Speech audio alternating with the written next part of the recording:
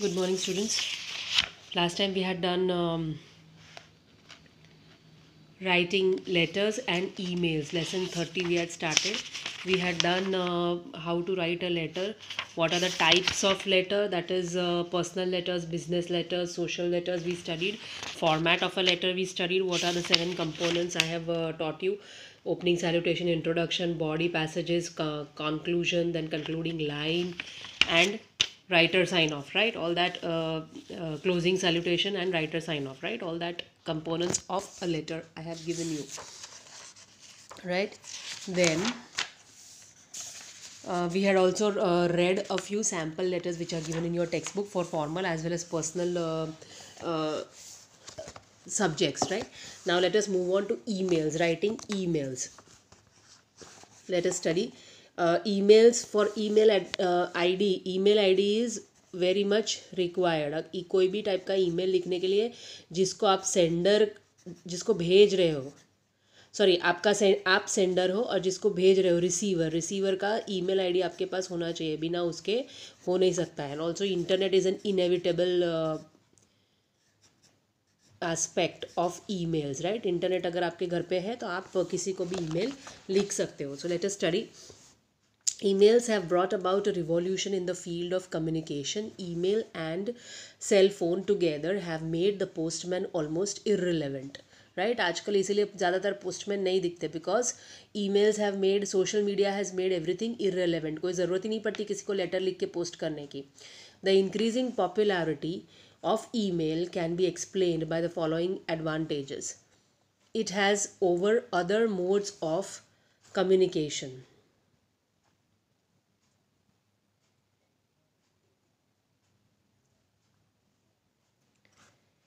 An email is cheaper and faster than a letter, right? An email is cheaper and faster than within a fraction of second your written email reaches the receiver, right? Then it does not shout its arrival like a telephone call, right? कोई चिल्लाते हुए आता है, अरे तुम्हारा letter है, letter है, letter है. ऐसा ईमेल में नहीं होता है. ईमेल आकर के आपके इनबॉक्स में पड़ा रहता है. जब आप ओपन करते हो आपका ईमेल आईडी, तब आपको दिखाई देता है कि ईमेल पड़ा है, आ गया है. Nor does it demand any immediate attention. Immediate attention नहीं डिमांड करेगा, राइट? जब आप अपना ईमेल आईडी खोलोगे तो आपको वो ईमेल मिलेगा. All that you need to work on to send and receive messages in your keyboard. Your computer and internet equipment do the rest, right? सिर्फ आपको कीबोर्ड चाहिए टाइप करने के लिए messages. Sending and receiving messages is almost instantaneous. Instantaneous मतलब immediately होता है. A single message can be simultaneously send to several persons. एक ही मैसेज आप काफ़ी सारे लोगों को भेज सकते हो, राइट? मतलब अगर लेटर भेजते हैं तो हर एक का अलग अलग लेटर भेजना पड़ता, अलग अलग एड्रेस पे पोस्ट करना पड़ता. बट ईमेल्स में वो ज़रूरत नहीं है. आप एक ही ड्राफ्ट बनाओ और सबकी ईमेल आईडीज़ ऊपर डाल दो तो वो सेम ईमेल सबको एक एक कॉपी पहुंच जाएगा, right? So it has become very fast and short easy way to write down emails, right? Rather than letters. Guidelines for writing effective emails. There is no need to write postal address and date. Only the email ID is given. This is important. Postal address तो यहाँ पे लिखने की ज़रूरत नहीं है. सीधा dear sir, dear madam या डियर जो भी नाम है, रवि है, रीचा है, इससे आप स्टार्ट करो. उसमें कोई एड्रेस लिखने की ज़रूरत नहीं, क्योंकि वो एड्रेस देख के ढूंढना नहीं है किसी को, राइट? वो सीधा उसके ईमेल एड्रेस पे चला जाएगा. The main point of the message is given in the subject line. Subject line में सब्जेक्ट लाइन एक होता है कि आप किसको ईमेल लिख रहे हो, उसके नीचे सब्जेक्ट होता है कि what is the subject of the email. For example आप किसी जॉब के लिए अप्लाई कर रहे हो तो उसके अंदर आपको लिखना है कि application for the post of so and so, what ever, जो भी क्लर्क है या एडमिनिस्ट्रेशन ऑफिसर है, तो ऐसे आप मेंशन कर सकते हो. Message is given to the subject line. The subject line is really important. The subject line should be brief. एकदम ब्रीफ होना चाहिए. सब्जेक्ट में कहानी नहीं लिखनी है, दुनिया भर का वो लेटर नहीं लिख देना है पूरा अंदर, राइट? सिर्फ सब्जेक्ट लिखना है कि क्या लिख रहे हो, किसका है ये लेटर, राइट, या email. Need not be a complete sentence. पूरा सेंटेंस भी लिखने की ज़रूरत नहीं है. जैसे आप अगर किसी इसके लिए लिख रहे हो, जॉब एप्लीकेशन के लिए लिख रहे हो, तो आप ऐसा लिख सकते हो, application for the post of so and so, right? So या रेज्यूम, अकेला रेज्यूम करके कि भी आप भेज सकते हो. रेज्यूम आप भेज रहे हो, करिकुलम वाइटे आप भेज रहे हो करके आप भेज सकते हो, right? then need not be a complete sentence and must contain a definite clue to the content of the message. There should be a definite clue to the content of the message, right? मतलब application है तो उसमें application आना चाहिए, फिर ऐसा नहीं कुछ और ही लिखो आप उसके अंदर, right? So it should be to the point and जो पॉइंट है वो उसमें मेंशन होना चाहिए properly, right? Then number 3, greeting is a desirable courtesy in the beginning. Greeting यानी dear sir, dear madam, good morning, right? Good morning is the greeting. अगर आप morning में डाल रहे हो तो गुड मॉर्निंग आप अपने हिसाब से ग्रीटिंग डाल सकते हो. We do not always need to be formal and write dear Mr. Ghosh or my dear Mrs. Nair, right? हमेशा फॉर्मल होने की ज़रूरत नहीं है. इनफॉर्मल ईमेल्स भी होते हैं जैसे लेटर्स होते हैं, but we must include an informal greeting like hello, hi, etc. right? hello, hi. अगर ऑफिशियल लेटर लिख रहे हो तो good morning sir, good afternoon sir, वो लिख सकते हो. आप किस टाइम पे लिख रहे हो, बिकॉज जिसको आप सेंड करोगे उसके इनबॉक्स में वो टाइम तो दिखाएगा कि कितने बजे ये मेल भेजा गया है. So you can write a greeting, an official greeting there. Similarly, there is no need to always include a formal complimentary clause like yours faithfully, yours sincerely लिखने की ज़रूरत नहीं है. ईमेल एटिकेट्स में नॉर्मली क्या लिखते हैं? Thanks and regards. Thanks and regards में सब कुछ आ गया, या बेस्ट रिगार्ड्स लिख सकते हो, या वार्म रिगार्ड्स लिख सकते हो. तो रिगार्ड्स में सारे टाइप के रिगार्ड्स आ गए. फिर वो मम्मी के लिए भी आप सेम भेज सकते हो, आपके कज़िन के लिए भी सेम भेज सकते हो, या मिस्टर एंड मिसेस कोई भी ऑफिशियल लेटर है, मैनेजर को लिख रहे हो, ईमेल है मैनेजर को लिख रहे हो, तो उसमें भी रिगार्ड्स लिख दो कि तो उसके जो भी रिगार्ड्स होंगे वो उसको समझ जाता है वो, right? But do put your name at the end of the message. पर आपका नाम तो होना चाहिए, पता चलना चाहिए कि कौन लिख रहा है. कभी कभी ऐसा भी होता है कि किसी और के ईमेल आईडी से कोई और ईमेल भेज रहा है, तो पता तो चलना चाहिए कि ये ईमेल किसका है, राइट? ये नाम किसका है. Your name conveys your regards. You may right your designation if desirable, right? Designation आपको जो भी चाहिए आप अपना डेजिग्नेशन लिख सकते हो. जनरली इसमें जो ऑफिशियल यूज़ के लिए ईमेल्स करे जाते हैं उसके अंदर नीचे वार्म रिगार्ड्स, नेम और डेजिग्नेशन लिखा जाता है. फॉर एग्जांपल एडमिनिस्ट्रेशन मैनेजर या क्लर्क, अकाउंट्स डिपार्टमेंट, ऐसा लिखा जाता है नीचे सिग्नेचर में. That is called a signature. जैसे आप इसमें राइटर साइन ऑफ करते हो ना लेटर में, वैसे उसमें सिग्नेचर होता है. तो नाम लिख के आपका डेजिग्नेशन नीचे लिखते हैं.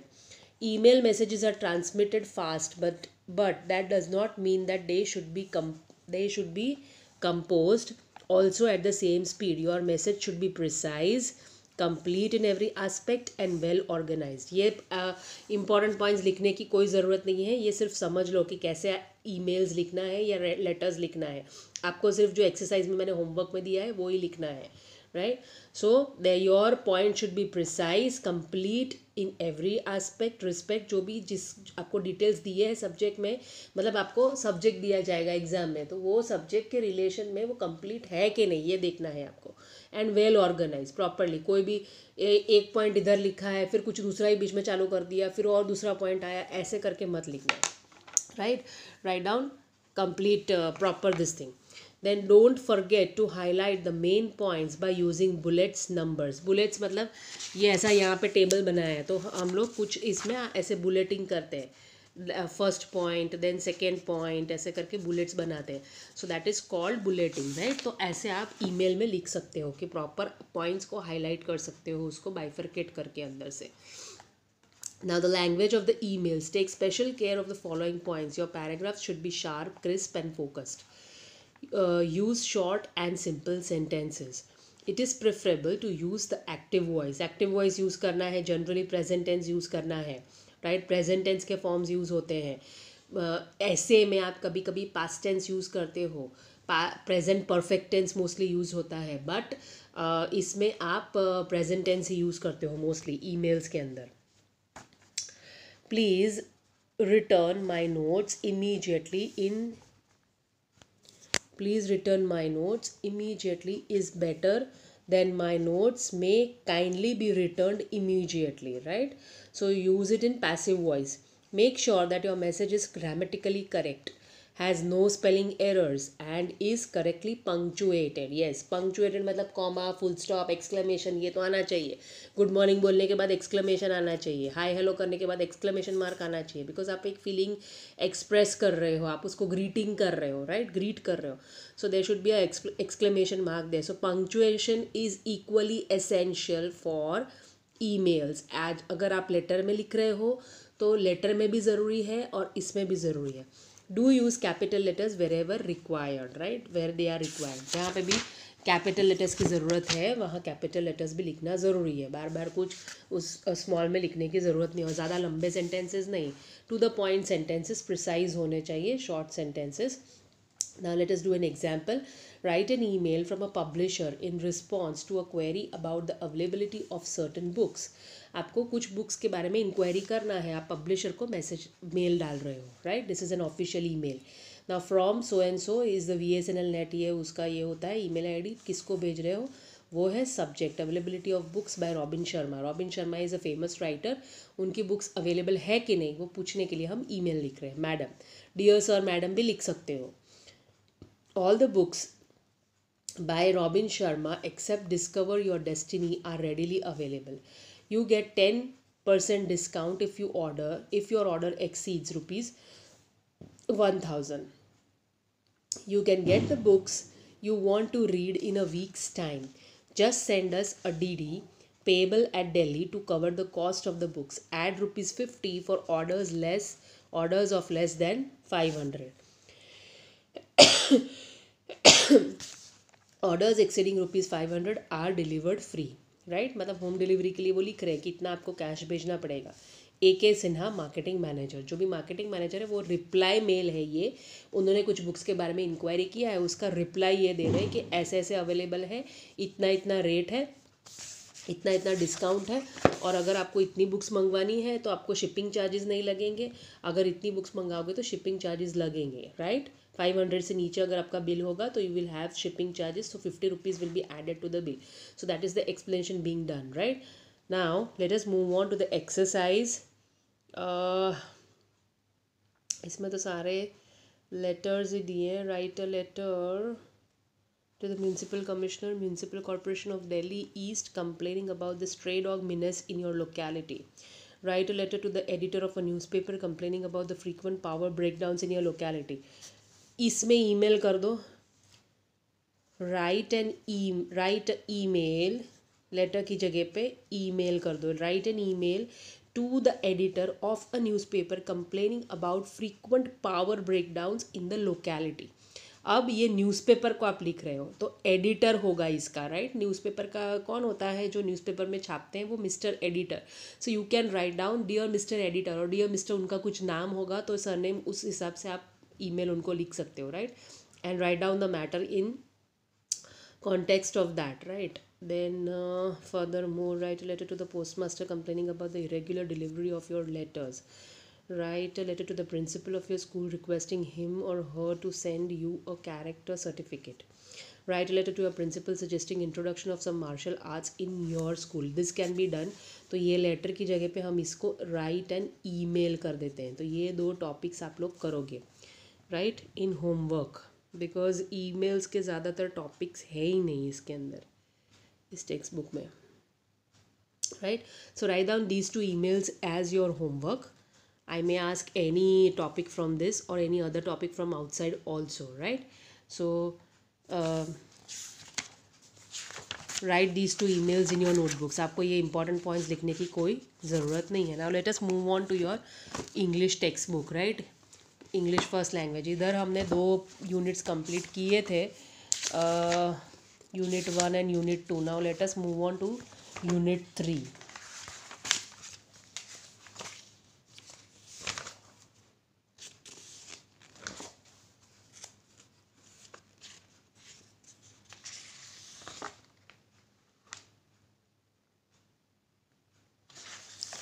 आई think this is left out, we should do this.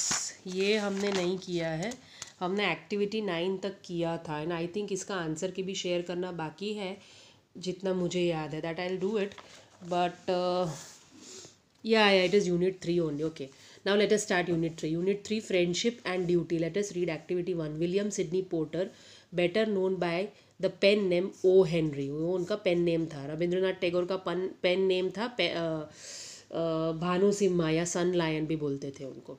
मतलब वो जब भी कोई कविता लिखते थे तो वहाँ पे नीचे अपना पेन नेम लिखते थे. रियल नेम रविंद्रनाथ टैगोर पूरा नहीं लिखते थे, राइट. सो जब वो कुछ भी अपना पोएट्री या स्टोरी लिखते थे तो उनका ये नाम यूज़ करते थे. So his name, Mr. William Sidney Porter's pen name is O. Henry, was an American writer. O. Henry's short stories are known for their wit, wordplay, warm characterization, and clear twist endings. He was born on 11 September 1962, North Carolina, and died on 5th June 1910. From December 1903 to January 1906, O. Henry wrote a story a week for the New York World magazine and published several short stories in other magazines. Some of his famous stories are The Last Leaf, The Gift of the Maggie, The Furnished Room, Cabbages and Kings. The story, after 20 years, has the typical O. Henry twist. However, the characters portrayed could well make us reflect on our values. For further information you may refer to, this is the उनका website दिया हुआ है जिसके ऊपर आप रेफ कर सकते हो. Who is your best friend, you like him, और what do you mean by friendship. ये सब होमवर्क में लिखना आपको. I am not narrating this questions. Now let us move on to activity 2. There is a story here, right. After 20 years, the policeman on the beat moved up the avenue impressively. The impressiveness avenue को underline करो, was habitual and not for show, for spectators were few. The time was barely 10 o'clock at night, but chilly gusts of wind with a taste of rain in them had well nigh de-peopled streets. मतलब de-peopled मतलब कोई लोग ज़्यादा थे नहीं, ठंडी बहुत थी, इसकी वजह से बहुत विंड चिल्स थी, इसकी वजह से बाहर कोई नहीं था. और एक पुलिसमैन जो है वो अपना ड्यूटी कर रहा है, राउंड्स लगा रहा है स्ट्रीट के ऊपर, right.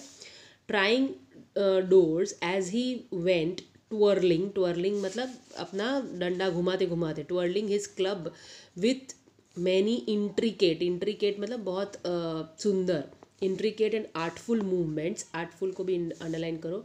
Now and then to cast his watchful eye adown the Pacific, adown को underline करो, Pacific thoroughfare.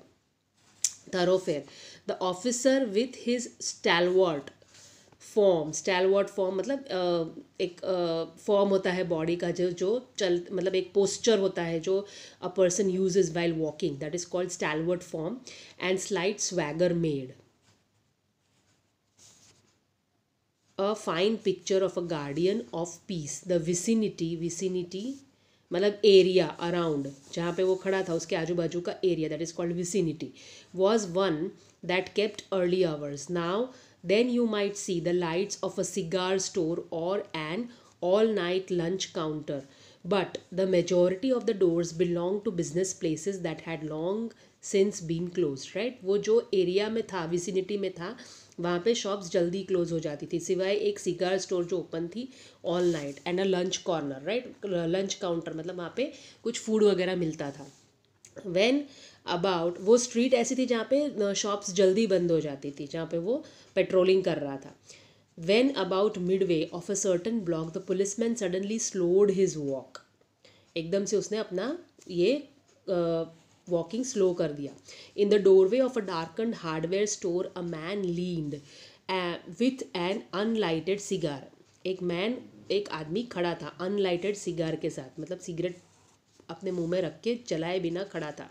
In his mouth. As the policeman walked up to him the man spoke up quickly. वो आदमी एकदम से बोला कि वो बोला किसी का वेट कर रहा होगा तो बता रहा है. It's all right officer, he said, I am just waiting for a friend. It's an appointment made 20 years ago, right. क्या बोला उसने? बोले आई एम ओके, आप मेरी तरफ मत देखो, मैं कोई चोर उचक्का नहीं हूँ, बट मैं अपने फ्रेंड का वेट कर रहा हूँ और मैंने उसको कमिटमेंट दिया था कि आज इस दिन 20 साल के बाद मैं तुमको यहाँ पर मिलूँगा, तो मैं उसका I am waiting for him. Sounds a little funny to you, doesn't it? Well, I'll explain. If you would like to make certain it's all straight. अगर आपको कंफर्म करना है तो मैं आपको पूरी स्टोरी बताता हूँ। मैं 20 आपको अजीब लगेगा कि 20 साल पहले दिया वो अपॉइंटमेंट आज पूरा करने आया है। About that long ago there use to be a restaurant where this store stands. बोले 20 साल पहले जहाँ पे मैं खड़ा हूँ वहाँ पे ये जो फूड कॉर्नर है उसकी जगह पे एक रेस्टोरेंट हुआ करता था। बिग जो ब्रैडीज रेस्टोरेंट, क्या नाम था उसका? बिग जो ब्रैडीज restaurant. Until 5 years ago, said the policeman, it was torn down then. फिर पुलिसमैन बोला कि यहाँ पे 5 साल पहले बोले उसको यहाँ से निकाल दिया, राइट? ये हो गया, वो एबॉलिश हो गया और उसकी जगह पे ये फूड काउंटर आया। The man in the doorway struck a match and lit his cigar. फिर उसने क्या किया? मैचेस जला के अपनी सिगार जलाई। The light showed a pale square jawed. अब उसके फेस का डिस्क्रिप्शन दिया है, ये पेल मतलब फीका पड़ा हुआ, स्क्वायर जॉड ऐसे स्क्वायर फेस था, स्क्वायर जॉ था उसका, right? Square jawed face with the keen eyes and a little white scar. Little white scar मतलब एक दाग सा था नियर हिज राइट आईब्रो। एक कोई मतलब वो मोल होता है ना, जैसे तिल या मसा होता है, तो वैसे स्कार था उसके आईब्रो के नीचे। His scarf pin was a large diamond oddly set. Scarf में स्कार्फ लगाया हुआ था उसने, क्योंकि ठंडी जहाँ पे बहुत ज़्यादा होती है तो आपको आपका नेक और कान ढकना पड़ता है, तो उसने स्कार्फ लगाया हुआ था ये करने के लिए। 20 years ago tonight, said the man, I dined here at Big Joe Brady's with Jimmy Wales. Jimmy Wales करके उसका जो दोस्त था उसके साथ बोले मैंने यहाँ पे डिनर किया था. My best chum and the finest chap in the world. He and I were raised here in the New York. बोले हम मेरा बेस्ट फ्रेंड था और हम लोग यहीं पे बड़े हुए थे न्यूयॉर्क में. जस्ट लाइक टू ब्रदर्स, एकदम भाई भाई के जैसे, together. I was 18 and Jimmy was 20. Jimmy मुझसे थोड़ा बड़ा था, वो 20 साल का था और मैं 18 साल का. The next morning I was to start for the west to make my fortune. बोले उसके बाद अगले दिन सुबह मुझे जाना था वेस्ट कंट्रीज़ में अपना लक आजमाने के लिए, right? You couldn't have dragged Jimmy out of the New York. He thought it was the only place on earth. Jimmy अपनी ये घर को या अपनी जगह को छोड़ने को रेडी नहीं था, इसलिए मैंने डिसाइड किया था कि मैं अपना फॉर्चून बनाने, मैं अपनी लाइफ बनाने किसी और जगह पे जाऊंगा, बट वो यहाँ से निकलने को रेडी नहीं था. Well, we agreed that night that we would meet here again exactly 20 years from that date and time, no matter what our conditions might be or from what distance we might have to come. We figured that in 20 years each of us ought to have our destiny मतलब किस्मत, worked out and our fortunes made, whatever they were going to be. फिर उन्होंने वहाँ पे उस दिन रात को डिसाइड किया कि 20 साल बाद इसी जगह हम फिर से मिलेंगे. जो भी होगा हमारा डेस्टिनी, जो भी हम लोग किया होगा उसी सिचुएशन में we will meet again here.